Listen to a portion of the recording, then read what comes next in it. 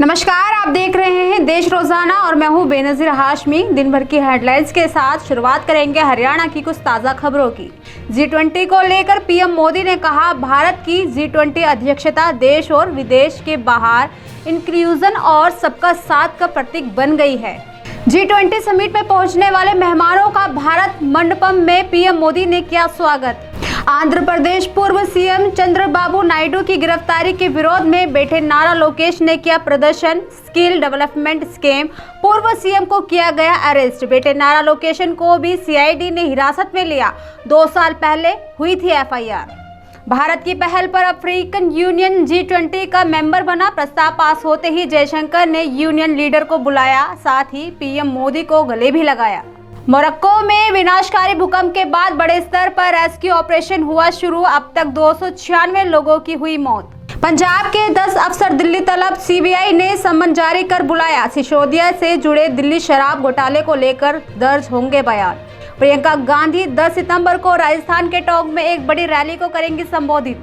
खड़गे को G20 में नहीं बुलाने पर पी चिदंबरम बोले, ऐसा केवल वहीं हो सकता है जहां कोई लोकतंत्र नहीं हो। बीजेपी महिला मोर्चा की 2 दिवसीय राष्ट्रीय कार्यकारिणी की बैठक आज से गुवाहाटी में हुई शुरू। रांची ईडी ने झारखंड के सीएम हेमंत सोरेन को तीसरी बार समन जारी किया। आज फिर से की गई पूछताछ।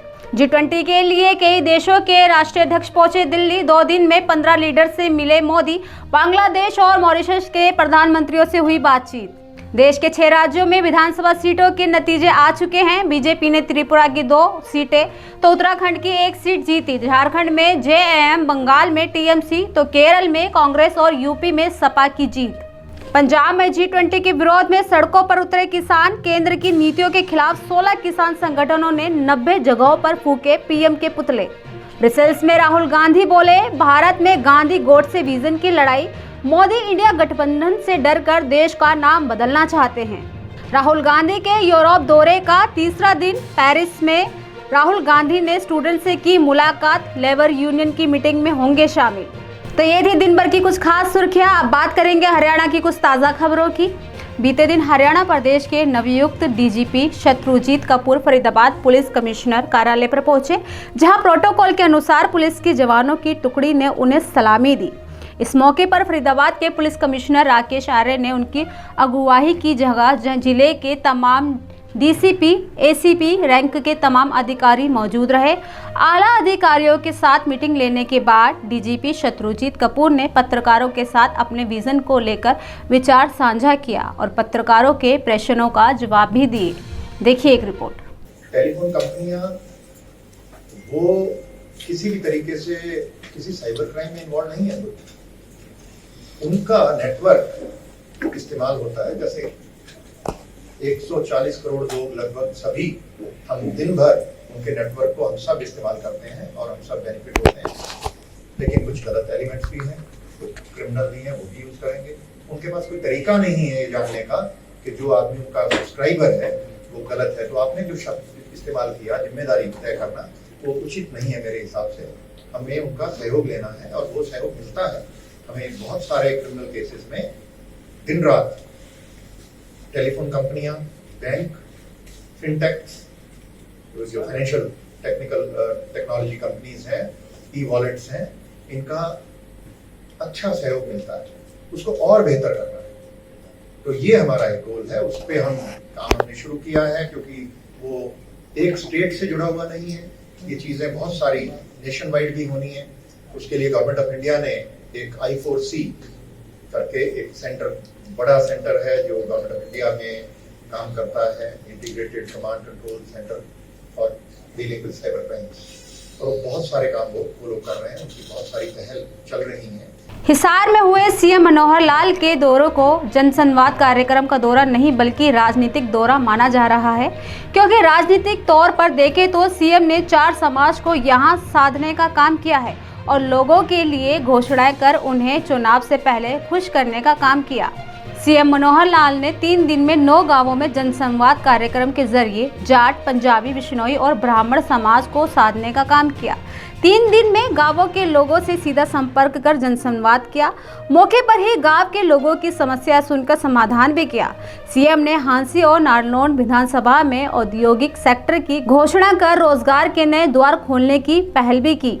अभी केवल हिसार शहर में ही औद्योगिक सेक्टर है। इसके साथ ही 100 एकड़ में विकसित होने वाले इन पार्क से हजारों लोगों को रोजगार भी मिलेगा।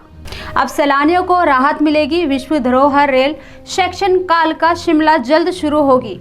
दरअसल कालका शिमला रेलवे सेक्शन को नए सिरे से तैयार किया जा रहा है और इस पर लगभग 5 करोड़ रुपए खर्च होंगे। वहीं ट्रेनों का संचालन ना होने से रेलवे को 1.5 से 2 करोड़ रुपए का राजस्व नुकसान भी हुआ। अब जल्द सैलानी सहित स्थानीय निवासियों को टॉय ट्रेन की सुविधा मिल सकेगी। लगभग 2 महीने से बंद विश्व धरोहर रेल सेक्शन कालका शिमला को शुरू होने में अभी लगभग 20 दिन का समय लगेगा। पहले चरण में रेलवे ने कालका से कोटी के बीच टॉय ट्रेन का संचालन शुरू कर दिया है। अब हरियाणा में योजनाओं के तहत स्वयं सहायता समूह महिलाओं को जल सखी नाम दिया जाएगा। आपको बता दें कि 500 घरों पर एक महिला स्वयं सहायता समूह को यहां काम सौंपा जाएगा। जितने भी बिल महिलाएं भरवाएंगी उनकी 10% राशि उस महिला को मानदेय के रूप में मिलेगी। दरअसल हरियाणा के गांवों में आज भी अधिकतर ग्रामीण पेयजल के बिल नहीं भर पाते हैं। ऐसे में अब पेयजल बिलों को भरवाने का काम स्वयं सहायता समूह की महिलाओं को सौंप दिया गया है। जन स्वास्थ्य और अभियांत्रिकी विभागों ने इस पर काम शुरू कर दिया है। स्वयं सहायता समूह चलाने वाली महिलाओं को इसके लिए बिल जमा कराने पर उसकी 10% राशि भी दी जाएगी। जैसा कि आपको ये पता ही होगा कि हरियाणा कांग्रेस में सब कुछ ठीक नहीं चल रहा है। जैसा कि हाल ही में हरियाणा में कांग्रेस पार्टी की मीटिंग में देखने को मिला और अब कांग्रेस बावरिया का चंडीगढ़ दौरा भी रद्द हो चुका है। दरअसल आपको बता दें कि कांग्रेस अध्यक्ष उदयभान ने बताया कि सभी समन्वयक तय समय में अपनी रिपोर्ट सौंपेंगे। वही रिपोर्ट सौंपने के बाद उस पर चर्चा भी होगी। उन्होंने बताया कि जिला अध्यक्षों की घोषणा से पहले सभी वरिष्ठ नेताओं से बातचीत भी होगी। संगठन के निर्माण से पहले ही कांग्रेस की गुटबाजी खुलकर सामने आ गई है। दरअसल हरियाणा कांग्रेस प्रभारी दीपक बावरिया ने जिला अध्यक्षों के नाम की घोषणा करने के लिए केंद्रीय समन्वयकों की टीम को अलग अलग जिलों में भेजा था। प्रत्येक टीम के साथ प्रदेश कांग्रेस कमेटी के 2 सदस्यों को भी रखा गया, मगर इन टीमों को लेकर हंगामा हो गया। फरीदाबाद के सेक्टर 24 स्थित एक कंपनी में मजदूर की जहर खाने से दर्दनाक मौत हो गई। वहीं परिजनों ने कंपनी प्रबंधक पर जहर देकर मारने का आरोप लगाया है। पुलिस ने कंपनी मालिक सहित 3 लोगों के खिलाफ मामला दर्ज कर मृतक के शव का पोस्टमार्टम बादशाह खान अस्पताल में करा रही है। परिजनों की माने तो कुंदन शर्मा सेक्टर 24 स्थित वीनस कंपनी में काम करता था, जहां पर उसकी कंपनी से सस्पेंड कर दिया गया था।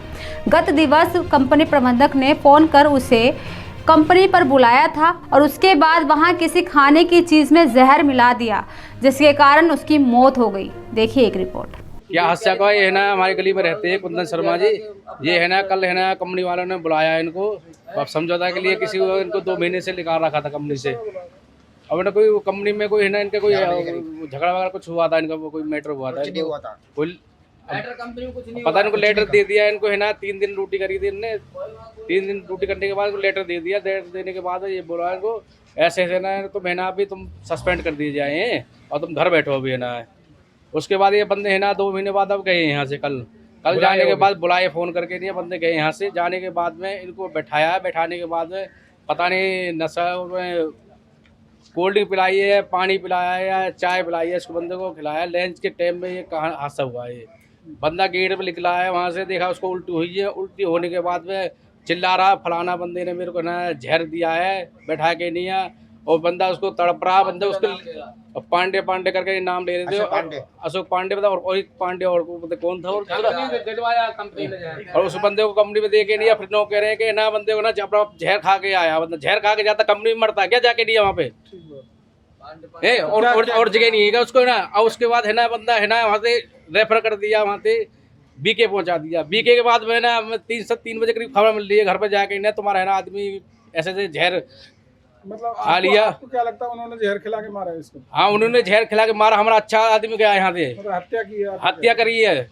कल हमें सूचना मिली थी बीके से कि एक व्यक्ति है कुंदन शर्मा, ये जहर खा के बीके में एडमिट हुआ है। तो मुझसे सुना बीके पे आए थे।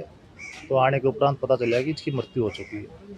तो उस संबंध में मुकदमा दर्ज कर दिया परिजनों की दरखास्त के ऊपर 558 IPC का। अभी पोस्टमार्टम करा रहे हैं, इन्वेस्टिगेशन के दौरान होगा आगे किसके कार्रवाई खिलाफ की मामला जाएगी। दर्ज हुआ है इसमें? कंपनी मालिक है, एक HR डिपार्टमेंट का, एक ठेकेदार है। कौन सी कंपनी है, वीनस कंपनी है, कहाँ पे पड़ती है? सेक्टर 24। तो ये थी दिन भर की कुछ खास सुर्खियों के साथ हरियाणा की कुछ ताज़ा खबरें। कल फिर होगी मुलाकात ऐसी ही कुछ खबरों के साथ। तब तक के लिए बने रहिए हमारे साथ और देखते रहिए देश रोजाना। नमस्कार। हमारे साथ जुड़े रहने के लिए देखते रहिए देश रोजाना का YouTube चैनल सब्सक्राइब कीजिए। साथ ही देश रोजाना की खबरें सबसे पहले देखने के लिए प्रेस कीजिए बेल आइकन।